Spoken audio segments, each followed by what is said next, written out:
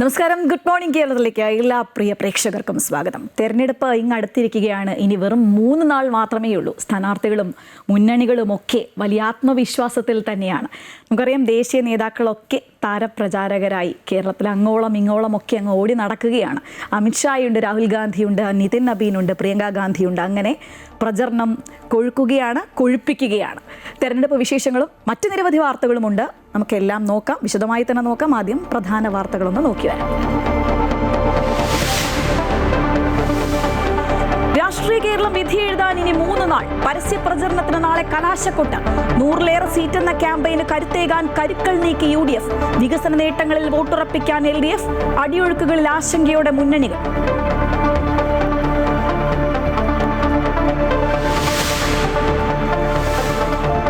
അവസാന ലാപ്പിൽ സംസ്ഥാനത്ത് കളം നിറഞ്ഞ ദേശീയ നേതാക്കൾ അടക്കം താരപ്രചാരകർ. ആഭ്യന്തരമന്ത്രി അമിത്ഷായുടെ റോഡ് ഷോ ഇന്ന് ഹരിപ്പാട്. രാഹുൽ ഗാന്ധി തൃശൂരും പാലക്കാടും. BJP ദേശീയ അധ്യക്ഷൻ നിതിൻ നബീൻ ഒല്ലൂരിൽ. DK ശിവകുമാർ കൊച്ചിയിൽ. ധർമ്മടത്ത് മുഖ്യമന്ത്രിയുടെ റോഡ് ഷോ.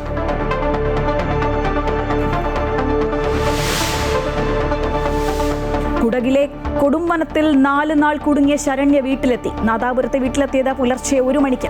ശരണ്യ അനുഗമിച്ച് കർണാടക വനം വകുപ്പ് സംഘം. ട്രക്കിംഗ് തുടരുമെന്ന് ശരണ്യ.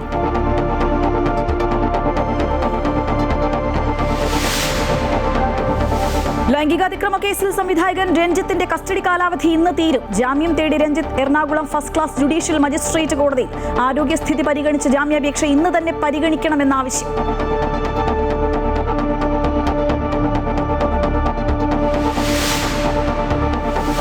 ഹോർമുസ് കടലിടുക്ക് തുറക്കാനുള്ള സമയപരിധി നാളെ അവസാനിക്കാനിരിക്കെ അന്ത്യശാസനവുമായി ട്രംപ്. ഇറാന്റെ വൈദ്യുത നിലയങ്ങളും പാലങ്ങളും നശിപ്പിക്കുമെന്ന് ട്രൂത്ത് സോഷ്യലിൽ ട്രംപ്. ട്രംപിന്റേത് നിസ്സഹായതയും പരിഭ്രാന്തിയും മൂലമുള്ള പ്രതികരണമെന്ന് പരിഹസിച്ച് ഇറാൻ. ബ്രന്റ് ക്രൂഡ് ഓയിൽ വില ഉയരുന്നു.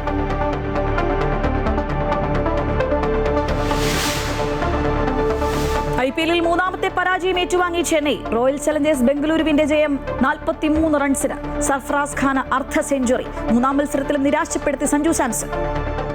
മൈജി മലയാളീസ് മാൻഡേറ്റ് സമർപ്പിക്കുന്നത് മൈജിയാണ് future. Powered by join India's #1 commerce institute IIC Lakshya in association with VKC India's pride.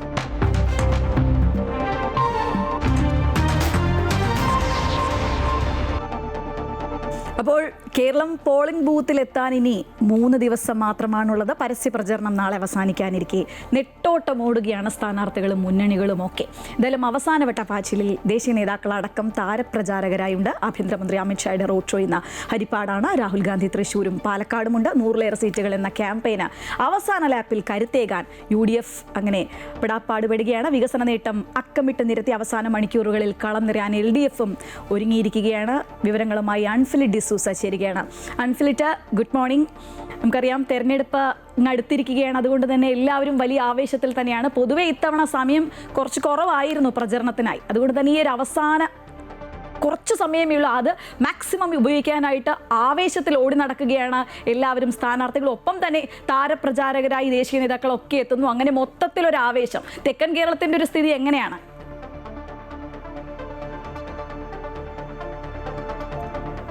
Sreeja, good morning. Vote, അതായത് പോളിംഗ് ദിനത്തിൽ കേരളം എത്താൻ ഇനി 2 ദിവസം. ഇന്നത്തെ ഈ ഒരു പകൽ കൂടി ചേരുകയാണെങ്കിൽ 3 ദിവസം ബാക്കി നിൽക്കുന്നു. നാളെ പരസ്യ പ്രചാരണം അവസാനിക്കുന്നു. ഈ പരസ്യ പ്രചാരണത്തിന് ഇനി വളരെ കുറച്ച് മണിക്കൂറുകൾ മാത്രമാണ് ഉള്ളത് എന്ന് പറയേണ്ടിയിരിക്കുന്നു. കാരണം നാളെ വൈകിട്ട് 5 മണിയോടുകൂടി കൊട്ടിക്കലാശമാണ്. അതുകൊണ്ട് തന്നെ ഇനി വളരെ അവസാനത്തെ മണിക്കൂറുകളിലൊക്കെ ഒരു ഓട്ടപ്പാച്ചിൽ തന്നെ സംസ്ഥാനത്ത് സ്ഥാനാർത്ഥികളും തന്നെ പറയേണ്ടി വരുന്നു. കാരണം ഏറ്റവും പരമാവധി വോട്ടർമാരെ നേരിട്ട് കണ്ട് വോട്ട് അഭ്യർത്ഥിക്കുക, അവസാന ലാപ്പിൽ വരെ ഉണ്ടാകുന്ന അടിയൊഴുക്കുകൾ ഭയന്ന് ആ അടിയൊഴുക്കുകളെ എങ്ങനെയൊക്കെ നേരിടാമെന്നുള്ളൊരു തന്ത്രമൊക്കെ മെനയുന്നു. കാരണം എപ്പോഴും എല്ലാ തവണയും നിർണായക തെരഞ്ഞെടുപ്പ് വരുമ്പോൾ അവസാന ലാപ്പിലാണ് എന്തും സംഭവിക്കാവുന്ന ഒരു രീതി. അതുകൊണ്ട് തന്നെ അത് കൃത്യമായി മുൻകൂട്ടി തന്നെ കാണുന്നു. ഏറ്റവും വലിയ തന്ത്രങ്ങളൊക്കെ തന്നെ ഈ 3 മുന്നണികളും കളത്തിലിറക്കുകയാണ്. കാരണം ഈ ഏറ്റവും വലിയ നിർണായകമായ പല മണ്ഡലങ്ങളിലും പല സ്ഥാനാർത്ഥികളും തന്നെയും കളത്തിലിറങ്ങുന്നു. അവർ തന്നെ ഈ കളത്തിലിറങ്ങി ഏതൊക്കെ മേഖലകളിലാണ്, ആ ഒരു മണ്ഡലങ്ങളിൽ പോലും ഏതൊക്കെ മേഖലകളിലാണ് അടിയൊഴുക്കുകൾ, ഏതൊക്കെ ഒരുപക്ഷെ സാമുദായിക രീതിയിലാകാം, അതല്ലാത്ത രീതിയിലൊക്കെ ആകാം, അതൊക്കെ തന്നെയും അവസാന ദിവസങ്ങളിൽ അവസാന മണിക്കൂറുകളിലൊക്കെ ആയിരിക്കും അത് തടയാനുള്ള നീക്കങ്ങളൊക്കെ നടത്തുന്നത്. അതുകൊണ്ട് തന്നെയും ഈ പരമാവധി മുന്നണി നേതാക്കളൊക്കെ തന്നെ അവസാനപ്പെട്ട ഒരു പാച്ചിൽ തന്നെയാണ് എന്ന് പറയേണ്ടിയിരിക്കുന്നു. കാരണം കേരളത്തിൽ ഇന്ന് കഴിഞ്ഞ ഒരു 3-4 ദിവസം ദിവസമായി താരപ്രചാരകർ ദേശീയ നേതാക്കളുടെ ഒരു കുത്തൊഴുക്ക് തന്നെയാണ്. അത് കോൺഗ്രസിലായാലും തന്നെ BJP-യിലായാലും തന്നെ CPM-ലായാലും തന്നെ മുന്നണി നേതാക്കളൊക്കെ തന്നെ ഇവിടെ തമ്പടിച്ച് ക്യാമ്പ് ചെയ്താണ് പ്രചാരണത്തിനൊക്കെ നേതൃത്വം നൽകുന്നത്. പ്രധാനമന്ത്രി 2 തവണയാണ് വന്നുപോയത്, മടങ്ങിയത്. അമിത്ഷാ ഇന്നും ഇവിടെ ഉണ്ട്, അദ്ദേഹം മടങ്ങിയിട്ടില്ല. ഇന്ന് രാവിലെ 10 മണിയാകുമ്പോൾ മാരാർജി ഭവനിൽ അദ്ദേഹം BJP സ്ഥാപക ദിനം കൂടിയാണെന്നും അപ്പോൾ അതിൻ്റെ പതാക ഉയർത്തുന്നു. അതിനുശേഷം അദ്ദേഹം നേരെ ഹരിപ്പാട് പോകുന്നു. ഹരിപ്പാട് രമേശ് ചെന്നിത്തല മണ്ഡലമാണ്, അവിടെയാണ് അദ്ദേഹത്തിൻ്റെ റോഡ് ഷോ. BJP-യുടെ ദേശീയ അധ്യക്ഷൻ നിതിൻ അഭിനന്ദനുണ്ട്, അദ്ദേഹം ഇന്ന് ഒല്ലൂരിലാണ്. അദ്ദേഹത്തിൻ്റെ അവിടെ റോഡ് ഷോ അടക്കമുള്ള പരിപാടികളുണ്ടെന്ന് മനസ്സിലാക്കുന്നു. അതുപോലെ തന്നെ കേന്ദ്ര മന്ത്രിയായിരിക്കുന്ന ശിവരാജ് സിംഗ് ചൗഹാനുണ്ട്, വിവിധ മണ്ഡലങ്ങളിൽ അദ്ദേഹത്തിൻ്റെ പരിപാടികളുണ്ട്. കോൺഗ്രസിനെ സംബന്ധിച്ച് രാഹുൽ ഗാന്ധി ഇന്നുണ്ട്. രാഹുൽ ഗാന്ധി 2ഇടത്താണ് അദ്ദേഹത്തിൻ്റെ പരിപാടി, റോഡ് ഷോ അടക്കമുണ്ട്. ഒപ്പം തന്നെയും കർണാടക ഉപമുഖ്യമന്ത്രിയായിരിക്കുന്ന DK ശിവകുമാറുണ്ട്, അദ്ദേഹത്തിൻ്റെ തലസ്ഥാനത്തടക്കം വിവിധ ഇടങ്ങളിൽ അദ്ദേഹത്തിൻ്റെ പരിപാടികളുണ്ട്. വേറെ രീതിയിൽ ചില താരപ്രചാരകരുണ്ട്. അത് നമുക്കറിയാം, ടെന്നീസ് ഇതിഹാസമായിരുന്ന ലിയാണ്ടർ പേസ്, അദ്ദേഹം ഇപ്പോൾ BJP അംഗത്വമാണ്. BJP പ്രതിനിധീകരിച്ചുകൊണ്ട് വിവിധ ജില്ലകളിൽ അദ്ദേഹത്തിൻ്റെ റോഡ് ഷോ അടക്കമുണ്ട്. മുഹമ്മദ് അസറുദ്ദീൻ്റെ റോഡ് ഷോ അടക്കം ഇന്നുണ്ട്. അങ്ങനെ എല്ലാ രീതിയിലും താരപ്രചാരകർ, ദേശീയ നേതാക്കൾ എങ്ങനെയൊക്കെ ജനങ്ങളുടെ വോട്ടർമാരെ സ്വാധീനിക്കാൻ കഴിയുന്നുണ്ടോ ആ രീതിയിലൊക്കെ തന്നെയുള്ള ഒരു ഓട്ടപ്പാച്ചിൽ അവസാന മണിക്കൂറുകളിൽ. നാളെ വൈകിട്ട് 5 മണി എന്ന് പറയുന്നത് ഏറ്റവും നിർണായകമാണ്, കൊട്ടിക്കലാശം. അതോടുകൂടി പരസ്യ പ്രചാരണം അവസാനിക്കുകയാണ്. നിശബ്ദ പ്രചാരണത്തിലേക്കുള്ള ദിവസമാണ്. അതുകൊണ്ട് തന്നെ ഏതൊക്കെ രീതികളിൽ തങ്ങളുടെ വികസന നേട്ടങ്ങൾ ഉയർത്തിപ്പാട്ടി ഭരണമുന്നണികൾ പറയുന്നു. 10 വർഷത്തെ വികസന നേട്ടമാണ് ഭരണമുന്നണിക്ക് പറയാനുള്ളത്, LDF-ന്. അതേസമയം UDF ആകട്ടെ ഇത് മുഴുവനും മാറ്റുന്ന രീതിയിൽ സംസ്ഥാന സർക്കാരിനെതിരായുള്ള എല്ലാ എതിർവികാരം ഏതൊക്കെ രീതിയിലുണ്ടോ, ഭരണവിരുദ്ധ വികാരമുണ്ട് എന്ന് തന്നെ ഉയർത്തിക്കാട്ടി തന്നെയാണ് ആ രീതിയിലുള്ള തന്നെ. കാരണം പുലർച്ചെ തന്നെ രാവിലെ തന്നെ ഇപ്പം നമുക്കിവിടെ നിൽക്കുന്നിടത്ത് തന്നെയും ഈ വലിയ രീതിയിൽ തന്നെ മുദ്രാവാക്യങ്ങൾ വിളികളും ഒപ്പം തന്നെ വലിയ രീതിയിൽ വാഹന പ്രചാരണ ജാഥകൾ അടക്കം തന്നെയും ഇപ്പോഴുമുണ്ട്. എല്ലായിടത്തും തന്നെ രാവിലെ തന്നെ ഇതിങ്ങനെ ആരംഭിച്ചുകൊണ്ടേ ഇരിക്കുകയാണ്. എല്ലായിടത്തും തന്നെയും സ്ഥാനാർത്ഥികളൊക്കെ തന്നെയും ഇന്നത്തെ ദിവസത്തെ ഇപ്പോൾ തിരുവനന്തപുരത്തെ തലസ്ഥാനത്തെ 3 മുന്നണികൾ വിവിധ ജില്ലകളിലെ മണ്ഡലങ്ങളിലെ സ്ഥാനാർത്ഥികൾ നോക്കുമ്പോൾ 3 മണിക്ക് 3:30 തന്നെ അവരുടെയൊക്കെ പ്രചാരണം തുടങ്ങുന്നു എന്നാണ് ഷെഡ്യൂളൊക്കെ കാണുന്നത്. കാരണം വളരെ കുറച്ച് ദിവസം മാത്രം, മണിക്കൂറുകൾ മാത്രം ബാക്കിയുള്ളതുകൊണ്ട് പുലർച്ചെ 3-3:30 മുതലേ അവരെ വോട്ടർമാരെ അഭ്യർത്ഥിക്കുന്നവരുടെ ഷെഡ്യൂളൊക്കെ കാണുന്നു. ആ രീതിയിലൊരു ഓട്ടപ്പാച്ചിൽ തന്നെയാണ് എല്ലായിടത്തും നമുക്ക് കാണാൻ കഴിയുന്നത്. ശ്രീജ, തീർച്ചയായും അൺഫിൽഡ് ഇപ്പോൾ ലൈവ് തരുമ്പോൾ തന്നെ നമുക്ക് അൺഫിൽഡിൻ്റെ പുറകിലായി കാണാം പ്രചരണം അങ്ങനെ കൊഴുക്കുന്ന ഒരു കാഴ്ച. എന്തായാലും നമ്മൾ ഇനി മധ്യകേരളത്തിലേക്കാണ് പോകുന്നത്. എല്ലാ കണ്ണുകളും മധ്യകേരളത്തിലേക്ക് പോവുകയാണ്. കാരണം നമുക്കറിയാം, ഒരുപാട് ശ്രദ്ധേയമായ മണ്ഡലങ്ങൾ മധ്യകേരളത്തിലുണ്ട്. പ്രതിപക്ഷ നേതാവിൻ്റെ മണ്ഡലമായ പറവൂർ, മന്ത്രി P. രാജീവിൻ്റെ മണ്ഡലമായ കളമശ്ശേരി, VK വാസവൻ്റെ മണ്ഡലമായ ഏറ്റുമാനൂർ, G. സുധാകരൻ മത്സരിക്കുന്ന അമ്പലപ്പുഴ, അങ്ങനെ സസ്പെൻസ് ഉണ്ടാകുമോ എന്ന് കാത്തിരിക്കുന്ന നിരവധി മണ്ഡലങ്ങളൊക്കെ മധ്യകേരളത്തിലുണ്ട്. എന്തായാലും അവസാന കാറ്റ്, അടിയൊഴുക്ക്, അത് ആർക്ക് അനുകൂലം ആർക്ക് പ്രതികൂലം എന്ന ആകാംക്ഷയിൽ തന്നെയാണ് വോട്ടർമാർ. കൂടുതൽ വിവരങ്ങൾ KK പ്രശാന്ത് നൽകും. Prashanth, very good morning. അൺഫിൽഡ് പറഞ്ഞതുപോലെ വലിയ ആവേശത്തിൽ തന്നെയാണ്. നമുക്കറിയാം, മധ്യകേരളത്തിൽ ഈ പറഞ്ഞതുപോലെ നമ്മൾ തുടക്കത്തിൽ സൂചിപ്പിച്ചതുപോലെ ഒരുപാട് സസ്പെൻസ് ഉള്ള മണ്ഡലങ്ങളുണ്ട്. മൊത്തത്തിൽ ഒരു ചേരിതിരിവും പ്രചരണവും ഒക്കെ ആയിട്ട് വളരെ ശ്രദ്ധേയമായൊരു തെരഞ്ഞെടുപ്പ് തന്നെയാണ് ഇത്തവണ. അപ്പോൾ മൊത്തത്തിൽ മധ്യകേരളത്തിലെ ഒരു എങ്ങനെയാണ് കാണാൻ കഴിയുന്ന ഒരു കാഴ്ച? പ്രചരണമൊക്കെ പല നേതാക്കളും ഉറങ്ങിയിട്ടില്ല, എല്ലാവരും അത്രത്തോളം ആവേശത്തിൽ തന്നെയാണ് പ്രചരണം നടത്തുന്നതെന്നാണ് മനസ്സിലാക്കാൻ സാധിക്കുന്നത്, അല്ലേ? പ്രധാനപ്പെട്ട ദേശീയ നേതാക്കളൊക്കെ മധ്യകേരളത്തിലാണെന്നാണ് അറിവ്.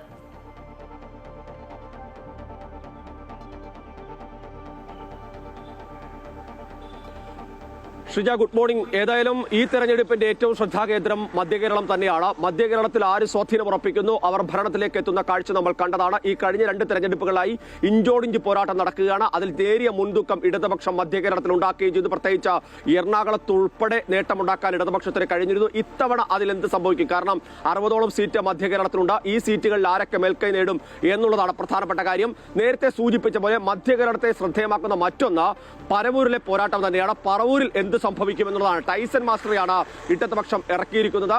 ഏതായാലും അവിടെ അട്ടിമറി ഉണ്ടാകാനുള്ള സാധ്യതയുണ്ട് എന്ന് നമ്മൾ കരുതുന്നില്ല. പ്രത്യേകിച്ച് നാട്ടുകാരുടെ പ്രതികരണങ്ങളൊക്കെ ആ തരത്തിലാണ്. പക്ഷേ അതിൽ LDF വിജയിച്ചൊരു കാര്യമുണ്ട്. കാരണം പ്രതിപക്ഷ നേതാവിനെ കൂടുതൽ സമയം മണ്ഡലത്തിൽ കേന്ദ്രീകരിക്കാൻ അതിലൂടെ കഴിഞ്ഞു എന്നുള്ളതാണ് പ്രധാനപ്പെട്ട കാര്യം. ഇന്ന് ഈ കഴിഞ്ഞ 2 ദിവസങ്ങളായാണ് പ്രതിപക്ഷ നേതാവ് വിവിധ ജില്ലകളിലേക്ക് പര്യടനത്തിന് പോയത്. അതിനു മുൻപെല്ലാം തന്നെ വീടുകൾ കയറി ഇറങ്ങിയുള്ള ഒരു പ്രചരണമായിരുന്നു പ്രതിപക്ഷ നേതാവ് ഉൾപ്പെടെ നടത്തിയിരുന്നത്.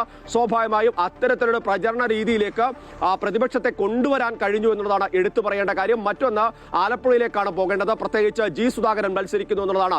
എച്ച് സലാം 11,000-ലധികം വോട്ടുകൾക്ക് കഴിഞ്ഞ തവണ വിജയിച്ചു കയറിയ മണ്ഡലമാണ്. അതിനു മുൻപ് ജി സുധാകരൻ 22,000 വോട്ടിന് ജയിച്ച മണ്ഡലമാണ്. അവിടെയാണ് എച്ച് സലാം വരുമ്പോൾ 11,000 വോട്ടിന്റെ ഭൂരിപക്ഷമായി അത് കുറയുന്നുണ്ട്. പക്ഷേ എങ്കിലും വലിയ അട്ടിമറി ഉണ്ടാകില്ല എന്ന് ഇടതുപക്ഷം പറയുന്നുണ്ട്. പക്ഷേ മറുവശത്ത് പ്രധാനപ്പെട്ട കാര്യം ജി സുധാകരൻ വ്യക്തിപരമായ വോട്ടുകളും കോൺഗ്രസിന്റെയും UDF-ന്റെ വോട്ടുകളും എൻ ബ്ലോക്ക് എന്ന നിലയിൽ സ്വീകരിച്ചാൽ ഒരുപക്ഷെ നേടിയെടുക്കാൻ കഴിഞ്ഞാൽ ഒരുപക്ഷെ വലിയ അട്ടിമറി, സംസ്ഥാനത്തെ ഏറ്റവും പ്രധാനപ്പെട്ട അട്ടിമറിയാൽ. കാരണം CPM-നോട് നേരിട്ട് രാഷ്ട്രീയമായി ഏറ്റുമുട്ടിയ ജി സുധാകരനാണ് അമ്പലപ്പുഴയിൽ മത്സരിക്കുന്നത്. അതുകൊണ്ട് തന്നെ വലിയ രാഷ്ട്രീയ പ്രാധാന്യം അവിടെയുണ്ട്. മറ്റൊന്ന് ഏറ്റുമാനൂരാണ് നേരത്തെ സൂചിപ്പിച്ചത്. ഏറ്റുമാനൂരിലേക്ക് വരുമ്പോൾ ദേവസ്വം മന്ത്രിയുമായി ബന്ധപ്പെട്ട നമുക്കറിയാം, ദേവസ്വം വകുപ്പുമായി ബന്ധപ്പെട്ട സ്വർണ്ണക്കൊള്ള ഉൾപ്പെടെയുള്ള ആരോപണങ്ങൾ അതിശക്തമായി പ്രതിപക്ഷം ഉയർത്തുകയാണ്. ആ ഒരു ഘട്ടത്തിൽ അവിടെ നിർണായകമാണ്. എറണാകുളത്ത് കളമശ്ശേരി നിലനിൽക്കുന്നുണ്ട്. പക്ഷേ പ്രധാനപ്പെട്ട കാര്യം രാജീവിനെ സംബന്ധിച്ച് വ്യക്തിപരമായി വലിയ തരത്തിൽ വോട്ടുകൾ സമാഹരിക്കാൻ കഴിയുന്ന ഒരു നേതാവാണെന്ന് പറയേണ്ടി വരും. അങ്ങനെ നിരവധിയായ ഇനിയിപ്പോൾ UDF-ന് ഏതെങ്കിലും തരത്തിൽ വലിയ തരത്തിൽ നേട്ടമുണ്ടാകുന്ന ഒരു സന്ദർഭമുണ്ടായാൽ ഒരുപക്ഷേ എറണാകുളത്ത് നിന്ന് മുഖ്യമന്ത്രിയോ അത്തരത്തിലുള്ള പ്രധാനപ്പെട്ട പദവികളിലേക്ക് നേതാക്കൾ എത്താൻ കഴിയുന്ന ഒരു മധ്യകേരളം എന്ന നിലയിൽ തന്നെ കാണേണ്ടി വരും. മറ്റൊന്ന് നേതാക്കൾ അതിശക്തമായ പ്രചരണങ്ങൾക്ക് നേതൃത്വം കൊടുത്ത് മധ്യകേരളത്തിൽ വിവിധ ജില്ലകളുണ്ട്. രാഹുൽ ഗാന്ധി ഉൾപ്പെടെ ഇന്ന് സജീവമാണ് എന്നുള്ളത് പ്രധാനപ്പെട്ട കാര്യം തന്നെയാണ്. ഏതായാലും അതിശക്തമായ പോരാട്ടം നടക്കുന്ന ഒരു സ്ഥലമായി മധ്യകേരളം മാറിയിട്ടുണ്ട്. അവിടെ എന്ത് സംഭവിക്കും, എത്രത്തോളം വോട്ടുകൾ സമാഹരിക്കാൻ കഴിയും? കാരണം വടക്കൻ കേരളത്തിലും തെക്കൻ കേരളത്തിലും ഇടതുപക്ഷം കഴിഞ്ഞ തെരഞ്ഞെടുപ്പിൽ ആധിപത്യം ഉണ്ടാക്കിയതാണ്. അവിടെയെങ്കിലും എത്രയെങ്കിലും പിടിച്ചു നിൽക്കാൻ UDF-ന് കഴിഞ്ഞത് മധ്യകേരളത്തിലാണ്. ആ മധ്യകേരളത്തിൽ വലിയ തരത്തിൽ നേട്ടമുണ്ടാക്കിയാൽ ഒരുപക്ഷെ ഭരണമാറ്റത്തിലേക്കുള്ള സാഹചര്യം ഒരുങ്ങേക്കും. ഇനി അതിനപ്പുറത്തേക്ക് എന്തെങ്കിലും സംഭവിക്കണമെങ്കിൽ മതന്യൂനപക്ഷങ്ങൾക്ക് വ്യക്തമായ സ്വാധീനമുള്ള മധ്യകേരളത്തിൽ മറ്റേതെങ്കിലും തരത്തിലുള്ള നീക്കുപോക്കുകൾ ഉണ്ടാകണം. പ്രത്യേകിച്ച് 2020-യുടെ സാന്നിധ്യം അമിത്ഷാ അടക്കം വന്ന് മുന്നോട്ട് വെച്ച ചില നിലപാടുകളുണ്ട്. പ്രത്യേകിച്ച് വഖഫുമായി ബന്ധപ്പെട്ടടക്കം നടപ്പിലാക്കിയ നടപടികളുണ്ട്. അതിലൊക്കെ തന്നെ ക്രൈസ്തവ വിഭാഗങ്ങൾക്ക് വലിയ നേട്ടമുണ്ടാകുന്നു. അതിനോടൊക്കെ തന്നെ കൃത്യമായ നിലപാട് തങ്ങളോട് അവർ കാണിക്കണം, അല്ലെങ്കിൽ അതിനൊക്കെ തന്നെ ഒരു നന്ദി സൂചന ഉണ്ടാകണം എന്ന തലത്തിലുള്ള അമിത്ഷായുടെ വാക്കുകളൊക്കെ തന്നെ ഉണ്ട്. അങ്ങനെ ഏതെങ്കിലും തരത്തിലുള്ള അടിയൊഴുക്കുകൾ ഉണ്ടായാൽ സ്വാഭാവികമായും ക്രൈസ്തവ വിഭാഗങ്ങൾ UDF-നോട് കൃത്യമായ രാഷ്ട്രീയ നിലപാട് വെച്ച് പോകുന്ന വിഭാഗങ്ങളാണ്. ഏറെക്കാലമായി അങ്ങനെ ഒരു നിലയിൽ തന്നെയാണ് കാര്യങ്ങൾ പോകുന്നത്. അതിന് ഏതെങ്കിലും തരത്തിലൊരു അടിയൊഴുക്കുണ്ടായാൽ ഒരുപക്ഷെ ഈ പറയുന്നതിനപ്പുറത്തേക്കുള്ള ചില പ്രതികരണങ്ങൾ, നീക്കങ്ങളിലൊക്കെ തന്നെ മണ്ഡലങ്ങളിലാകെ തന്നെ ഉണ്ടാകും. ശ്രീജ. ശരി പ്രശാന്ത്, അങ്ങനെ മധ്യകേരളത്തിലെ വിവരങ്ങൾ പങ്കുവയ്ക്കുകയായിരുന്നു KK പ്രശാന്ത്. നമുക്കിനി സ്വാഭാവികമായും വടക്കൻ കേരളത്തിലേക്ക് പോകേണ്ടതായിട്ടുണ്ട്. മലപ്പുറത്ത് അവസാന ലാപ്പിൽ പ്രചരണം അങ്ങനെ കൊഴുക്കുകയാണ്. പാലക്കാട് കോട്ട മൈതാനത്ത് രാഹുൽ ഗാന്ധി രമേശ് പിഷാരടിക്ക് വേണ്ടി ഇന്ന് പ്രചരണത്തിനെത്തും. ശിവരാജ് സിംഗ് ചൗഹാനും പാലക്കാട് എത്തുന്നുണ്ട്. പ്രിയങ്ക ഗാന്ധി നിലമ്പൂരും പേരാവൂരും മുക്കത്തും മണ്ഡലങ്ങളിൽ പ്രചരണത്തിനെത്തും. ധർമ്മടത്ത് മുഖ്യമന്ത്രിയുടെ റോഡ് ഷോ ഇന്ന് നടക്കും. പ്രകാശ് കാരാട്ട് കാസർഗോഡ് പര്യടനം നടത്തും. അങ്ങനെ നേതാക്കളൊക്കെ തന്നെ വടക്കൻ കേരളത്തിലും സജീവം തന്നെയാണ്. വിവരങ്ങളുമായി MM രാഗേഷ് ചേരുകയാണ്. Ragesh, good morning. നമ്മൾ തെക്കൻ കേരളത്തിലെയും മധ്യകേരളത്തിലെയും ഒരു ട്രെൻഡും കാര്യങ്ങളും ഒക്കെ അറിഞ്ഞു. ഇനി നമുക്ക് അറിയേണ്ടത് വടക്കൻ കേരളത്തിൻ്റെ ഒരു കാര്യമാണ്. ഇന്നത്തെ ഒരു പ്രചരണം, മൊത്തത്തിലൊരു ട്രെൻഡ്, കാര്യങ്ങളൊക്കെ എങ്ങനെയാണ്?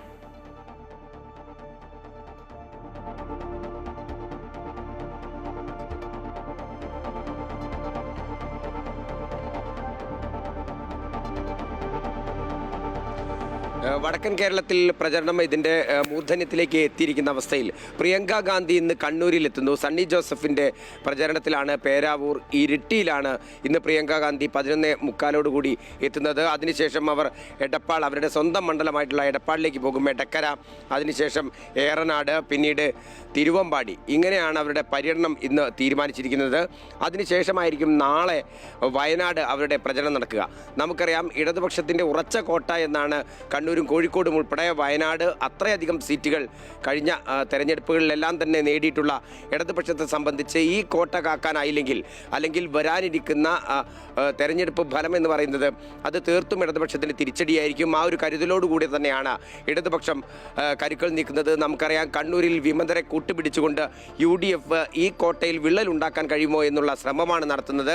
ഇതിൻ്റെ ഭാഗമായി തന്നെയാണ് ദേശീയ നേതാക്കൾ ഉൾപ്പെടെ മണ്ഡലത്തിൽ കേന്ദ്രീകരിക്കുന്നതും നമുക്ക് കാണാം. അമിത്ഷാ ഇന്നലെ കോഴിക്കോടുണ്ടായിരുന്നു. ഇങ്ങനെ BJP നോക്കുകയാണെങ്കിലും, CPIM നോക്കുകയാണെങ്കിലും, ഒപ്പം തന്നെ UDF നോക്കുകയാണെങ്കിലും, മൂന്ന് കക്ഷികളെ സംബന്ധിച്ചും നിർണായകമായ അവസാന ലാപ്പാണ്. അതുകൊണ്ട് തന്നെ ഈ അവസാന ലാപ്പിൽ പ്രചരണം കൊഴിപ്പിക്കുന്നതിന് വേണ്ടിയുള്ള നടപടികളും പരിപാടികളും ആസൂത്രണം ചെയ്ത് കൃത്യമായി തന്നെ മുന്നോട്ട് പോവുകയാണ്. കോഴിക്കോട് ജില്ലയിലാണെങ്കിലും ഇതേപോലെ തന്നെ വലിയ തരത്തിലുള്ള മത്സരമാണ് നടക്കുന്നത്. ഈ മത്സരത്തിൽ നമുക്കറിയാം, പേരാമ്പ്ര മണ്ഡലത്തിൽ LDF കൺവീനറാണ് മത്സരിക്കുന്നത്. LDF കൺവീനറുടെ മണ്ഡലത്തിൽ തന്നെ ഇരു സ്ഥാനാർത്ഥികൾക്കുമെതിരെ മതം പിടിച്ച് വോട്ട് ചോദിക്കുന്നു, മതം പറഞ്ഞ് വോട്ട് ചോദിക്കുന്നു എന്നതുൾപ്പെടെയുള്ള ആരോപണങ്ങൾ ഉയർന്നു കഴിഞ്ഞു. ഈ ആരോപണങ്ങളുടെ പശ്ചാത്തലത്തിൽ ഉൾപ്പെടെ വലിയ തരത്തിലുള്ള ധ്രുവീകരണം ഏതെങ്കിലും വിഭാഗങ്ങൾക്കിടയിൽ നടക്കുമോ, അല്ലെങ്കിൽ അത്തരത്തിൽ വോട്ട് ചോർച്ചകൾ ഉണ്ടാകുമോ എന്നുള്ളത് ഇരു മുന്നണികളെയും സംബന്ധിച്ച് നിർണായകമാണ്. നമുക്കറിയാം, വടക്കൻ കേരളത്തിലെ ഏറ്റവും നിർണായകമായ വോട്ടാണ് സമസ്തയുടേത്. ഇരുവിഭാഗം സമസ്തയുണ്ട്, സമസ്ത EK വിഭാഗമുണ്ട്, ഒപ്പം തന്നെ കാന്തപുരം വിഭാഗമുണ്ട്. ഈ ഇരു വിഭാഗത്തെയും കൂടെ നിർത്താനാണ് ഇരു മുന്നണികളും ശ്രമിക്കുന്നത്. ഇതിൽ ആരായിരിക്കും വിജയിക്കുക, വോട്ട് എങ്ങനെയായിരിക്കും വീഴുക? നമുക്കറിയാം, SDPI, ജമാഅത്തെ ഇസ്ലാമി പോലുള്ള വലിയ തരത്തിലുള്ള ചർച്ചകളും ഉയർന്നു വന്നിട്ടുണ്ട്. ജമാഅത്തെ ഇസ്ലാമിയുടെ പിന്തുണ UDF-നാണെങ്കിൽ SDPIയുടെ പിന്തുണ LDF-നാണെന്ന് തരത്തിലുള്ള ആരോപണങ്ങൾ ഉൾപ്പെടെ ഉയർന്നിരിക്കുന്ന ഒരു പശ്ചാത്തലത്തിൽ കൂടെയാണ് തിരഞ്ഞെടുപ്പ് നടക്കുന്നത്. അതുകൊണ്ട് തന്നെ മുന്നണികളെല്ലാം തന്നെ കരുതലോടുകൂടി പ്രചരണവുമായി മുന്നോട്ട് പോകുന്നതാണ് ശ്രീജ കാണുന്നത്. തീർച്ചയായും രാകേഷാണ് വിവരങ്ങളുമായി ഇപ്പം ചേർന്ന്. അങ്ങനെ നമ്മൾ തെക്കൻ കേരളത്തിലെയും മധ്യ കേരളത്തിലെയും വടക്കൻ കേരളത്തിലെയും ഒക്കെ ഒരു ചിത്രം മനസ്സിലാക്കിയിരിക്കുന്നു. ഇനി നമ്മൾക്ക് മറ്റു വാർത്തകളിലേക്ക് കൂടി പോകേണ്ടതായിട്ടുണ്ട്. പക്ഷേ തിരഞ്ഞെടുപ്പ് വാർത്തകൾ നമ്മൾ നിർത്തുന്നില്ല. ഇനിയും ഒരുപാട് വിശേഷങ്ങളുണ്ട്, അതിലേക്ക് വരാം. അതിനു മുൻപ് മറ്റു വാർത്തകൾ കൂടി നമുക്കൊന്ന് നോക്കാം. എന്തായാലും ഇറാന് നേരെ വീണ്ടും അന്ത്യശാസനവുമായി ഡൊണാൾഡ് ട്രംപ് വീണ്ടും എത്തിയിരിക്കുകയാണ്. ഹോർമൂസ് കടലിടുക്ക് തുറന്നു കൊടുക്കണമെന്ന തന്റെ അന്ത്യശാസനം ഇറാൻ ലംഘിച്ചാൽ ആ രാജ്യത്തെ വൈദ്യുത നിലയങ്ങളും പാലങ്ങളും തകർക്കുമെന്ന് ഭീഷണിപ്പെടുത്തി അമേരിക്കൻ പ്രസിഡന്റ് ഡൊണാൾഡ് ട്രംപ് രംഗത്തെത്തി. തന്റെ സോഷ്യൽ മീഡിയ പോസ്റ്റിലൂടെയാണ് അദ്ദേഹം ഈ മുന്നറിയിപ്പ് നൽകിയത്. ചൊവ്വാഴ്ച വൈകുന്നേരത്തിനുള്ളിൽ ഹോർമൂസ് കടലിടുക്ക് എല്ലാ കപ്പലുകൾക്കുമായി ഇറാൻ തുറന്നു കൊടുക്കണം എന്നാണ് ട്രംപിന്റെ ആവശ്യം. അതേസമയം ട്രംപിന്റെ ഭീഷണിയെ ഇറാൻ പരിഹസിച്ച് തള്ളി. ഇറാൻ സൈന്യം എന്തിനും സജ്ജമാണെന്ന് വിദേശകാര്യമന്ത്രി അബ്ബാസ് അറാഖ്ചി പ്രതികരിച്ചു. ഭീഷണി നിലനിൽക്കുമ്പോഴും ഇറാനുമായി ഒരു ധാരണയിലെത്താൻ നല്ല സാധ്യതയുണ്ട് എന്ന് ട്രംപ് മാധ്യമങ്ങളോട് പറഞ്ഞു. നിലവിൽ ഒമാന്റെ മധ്യസ്ഥതയിൽ ചർച്ചകൾ നടക്കുന്നുണ്ട് എന്നാണ് റിപ്പോർട്ടുകൾ.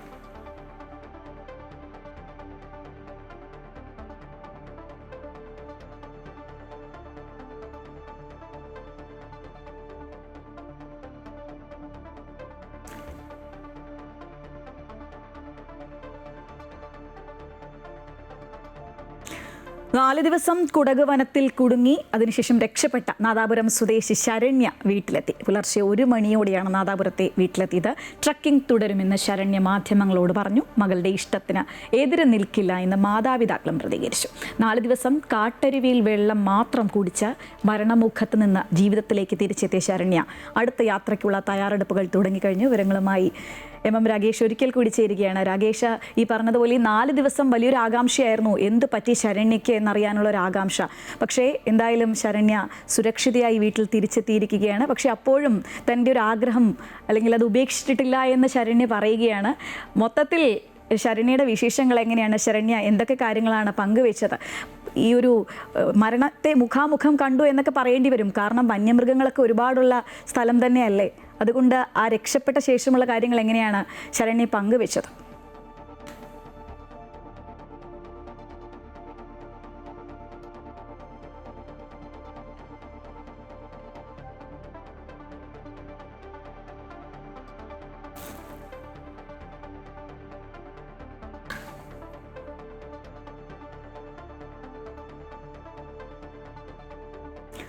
നാല് ദിവസം കുടക് വനത്തിൽ കുടുങ്ങി രക്ഷപ്പെട്ട നാദാപുരം സ്വദേശി ശരണ്യ എന്തായാലും സുരക്ഷിതയായി വീട്ടിൽ തിരിച്ചെത്തിയിരിക്കുകയാണ്. ഇന്ന് പുലർച്ചെ 1 മണിയോടെയാണ് നാദാപുരത്തെ വീട്ടിൽ ശരണ്യ എത്തിയത്. എന്തായാലും അതിനുശേഷവും തൻ്റെ ആഗ്രഹം ഉപേക്ഷിക്കില്ല, ട്രക്കിംഗ് തുടരും എന്ന് തന്നെയാണ് ശരണ്യ മാധ്യമങ്ങളോട് പ്രതികരിച്ചിരിക്കുന്നത്. മകളുടെ ഇഷ്ടത്തിന് എതിര് നിൽക്കില്ല എന്ന് മാതാപിതാക്കളും എന്തായാലും പ്രതികരിച്ചിട്ടുണ്ട്. 4 ദിവസം ശരണ്യ വളരെയധികം വെല്ലുവിളികൾ നിറഞ്ഞൊരു ദിനങ്ങൾ തന്നെയായിരുന്നു ഈ 4 ദിവസവും. ശരണ്യയെ സംബന്ധിച്ച് രാകേഷ് ചേരുകയാണ്. രാകേഷ്, ഞാൻ ഈ സൂചിപ്പിച്ചതുപോലെ ആകാംക്ഷയായിരുന്നു മൊത്തത്തിൽ എന്ത് പറ്റി ശരണ്യയ്ക്ക് എന്നറിയാനുള്ളൊരു ആകാംക്ഷ. അത് എന്തായാലും ഇന്നലെ രാത്രിയോടുകൂടി കഴിഞ്ഞിരിക്കുകയാണ്. ശരണ്യ സുരക്ഷിതയായി വീട്ടിൽ തിരിച്ചെത്തിയിരിക്കുന്നു. ആ കഴിഞ്ഞുപോയ ദിനങ്ങൾ ശരണ്യ ഓർത്തെടുക്കുന്നത് എങ്ങനെയാണ്?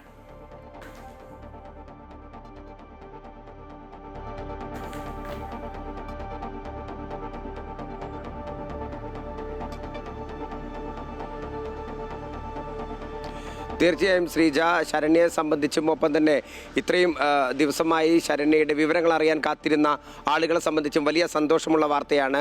ശരണ്യ കുടകിലെ തടിയൻ്റെ മോൾ മലയിലാണ് വഴിതെറ്റി കുടുങ്ങിപ്പോയത്. അതിനുശേഷമാണ് ഇപ്പോൾ മടങ്ങിയെത്തിയിരിക്കുന്നത്. കൂട്ടായ ഒരു രക്ഷാശ്രമം, അതിനിടെ ശരണ്യയെ കണ്ടെത്തുന്നു. അതുകൊണ്ട് തന്നെ വീട്ടുകാർ ആദ്യം തന്നെ ശരണ്യയെ കാണാതായ സമയം മുതൽ മാധ്യമപ്രവർത്തകർ ബന്ധപ്പെടുന്നുണ്ടെങ്കിലും തിരിച്ചൊന്നും സംസാരിക്കാൻ തയ്യാറായിരുന്നില്ല.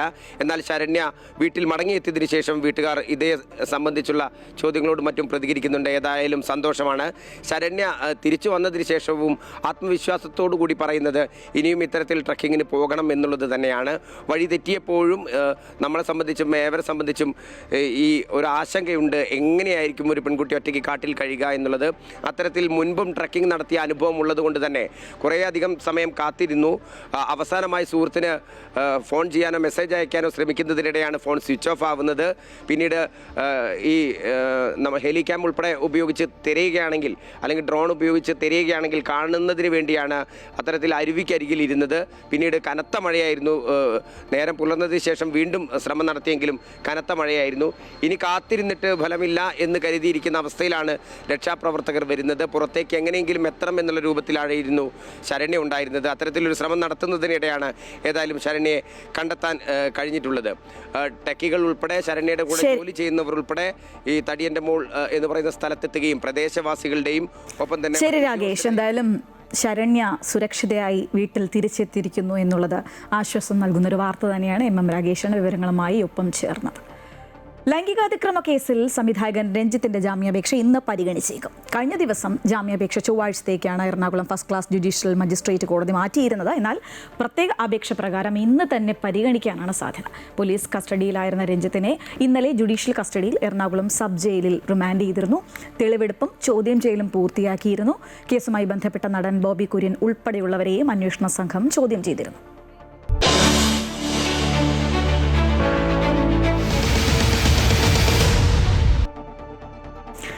തെരഞ്ഞെടുപ്പ് ചരിത്രത്തിൽ UDFന്റെ ഉറച്ച കോട്ടയായ കാസർഗോഡ് നിയോജക മണ്ഡലത്തിൽ ഇത്തവണ പോരാട്ടം മുറുകുകയാണ്. BJP 2ാം സ്ഥാനത്ത് നിൽക്കുന്ന മണ്ഡലത്തിൽ ഇടത് സ്വതന്ത്രനായി ഷാനവാസ് പാദൂർ മത്സര രംഗത്തെത്തിയതോടെ മണ്ഡലത്തിൽ പോരാട്ടം കനക്കുകയാണ്.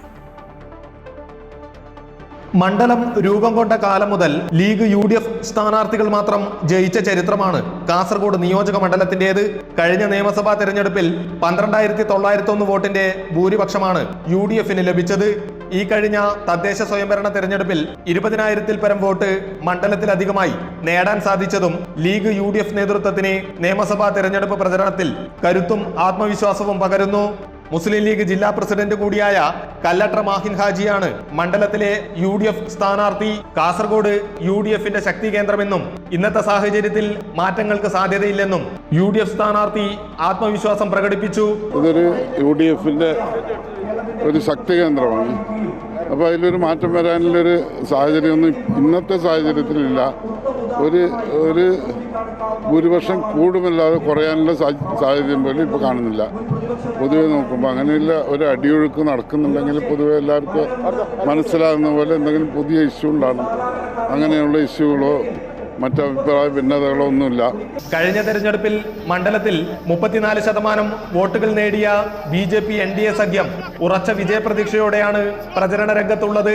ജനങ്ങൾ വികസനത്തിനായി കാത്തിരിക്കുകയാണെന്നും ഒരു മാറ്റത്തിനായി വൻ ഭൂരിപക്ഷത്തോടെ ജയം ഉറപ്പെന്നും NDA സ്ഥാനാർത്ഥിയും BJP ജില്ലാ പ്രസിഡന്റുമായ ML അശ്വിനി പറഞ്ഞു.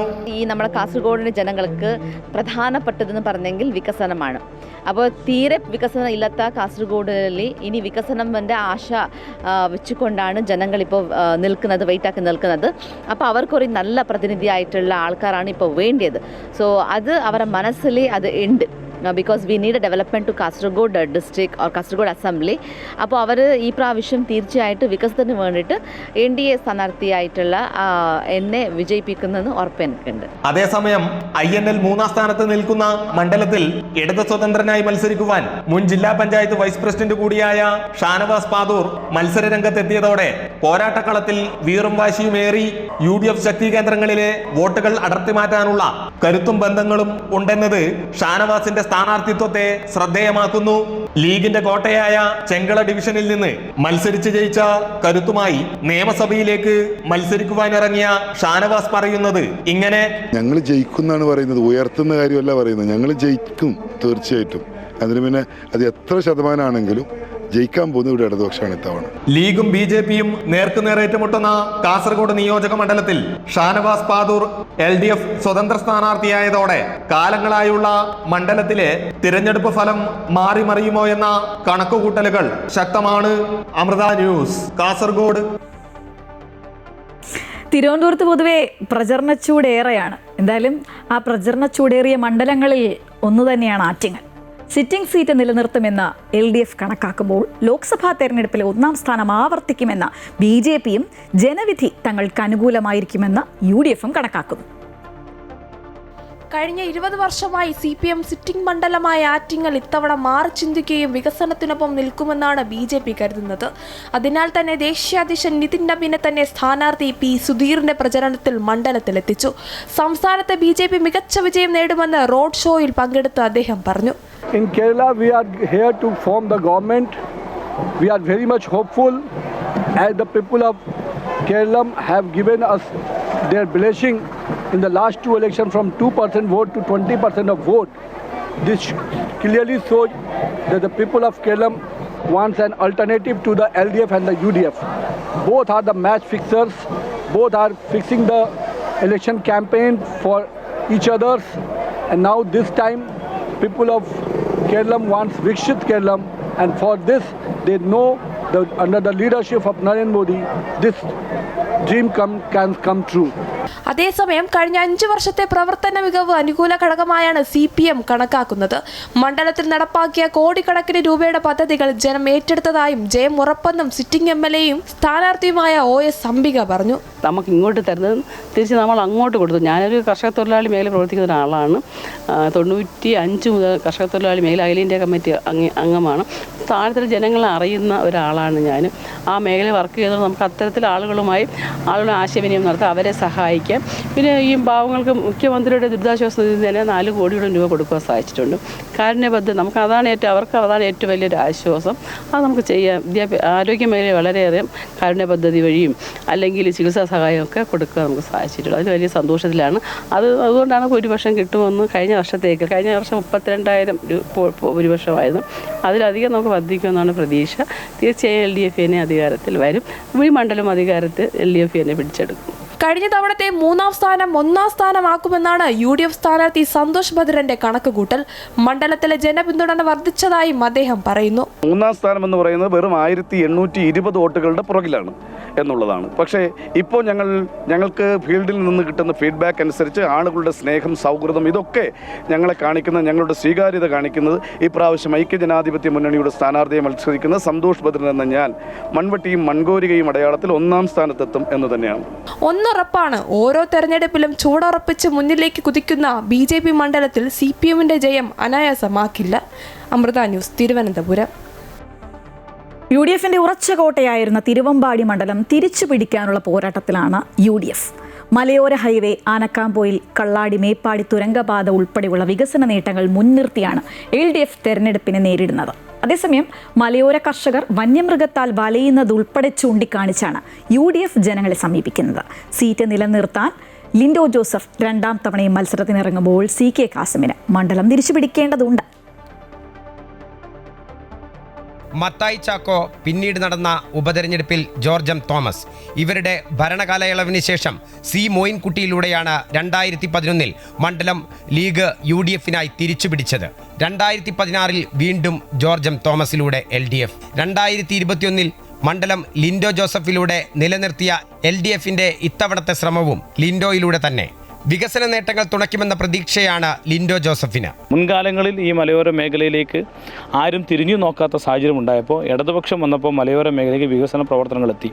അതുകൊണ്ട് എന്ത് ചെയ്തു, വലിയ രൂപത്തിൽ ഇടതുപക്ഷത്തോടൊപ്പം ചേർന്ന് നിൽക്കാൻ മലയോര മേഖല ജനത തയ്യാറായി. അപ്പോൾ അതിൻ്റെ ഏറ്റവും പീക്ക് ടൈം എന്ന് പറയാൻ വേണ്ടി കഴിയുന്നൊരു സാഹചര്യം ഇപ്പോഴുണ്ട്. തുരങ്കപാതയും മലയോര ഹൈവേയും ഉൾപ്പെടെ 3875 കോടി രൂപയുടെ വികസന പ്രവർത്തനം കഴിഞ്ഞ 5 വർഷം കൊണ്ട് നമ്മുടെ മണ്ഡലത്തിൽ നടപ്പിലാക്കി.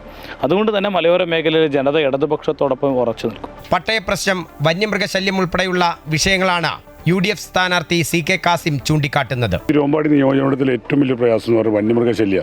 10 വർഷമായിട്ട് ഉണ്ടായിരുന്ന MLAമാരോ സർക്കാരോ ഒരു ചെറുവരിൽ പോലും അണക്കിയിട്ടില്ല എന്നുള്ള എല്ലാവരും പറയും. അത് അവരും പറയുന്നുണ്ട്.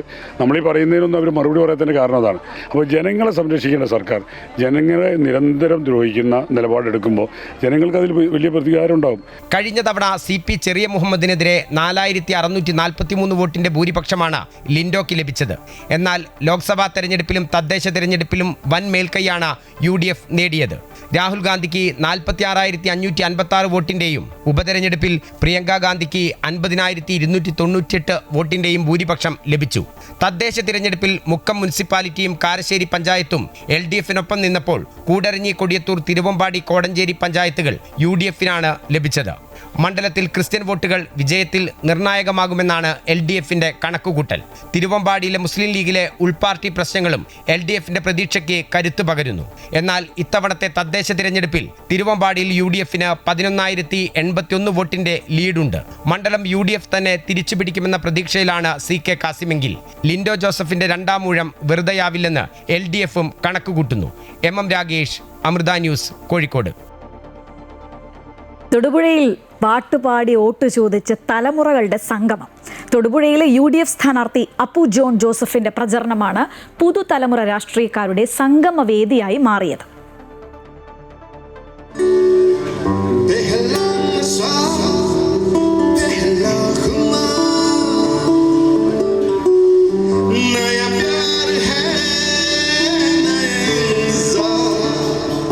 പുതുപ്പള്ളിയിലെ പുതുതലമുറയുടെ പ്രതിനിധി ചാണ്ടിയുമ്മൻ തൊടുപുഴയിലുമെത്തി.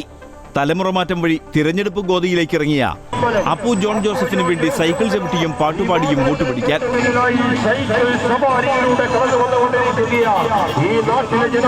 ഉമ്മൻചാണ്ടിയുടെ മകൻ PJ ജോസഫിന്റെ മകന് വേണ്ടി പാട്ടുപാടാനെത്തിയപ്പോൾ കൂടെ പാടാൻ അപ്പുവിന്റെ മക്കളും.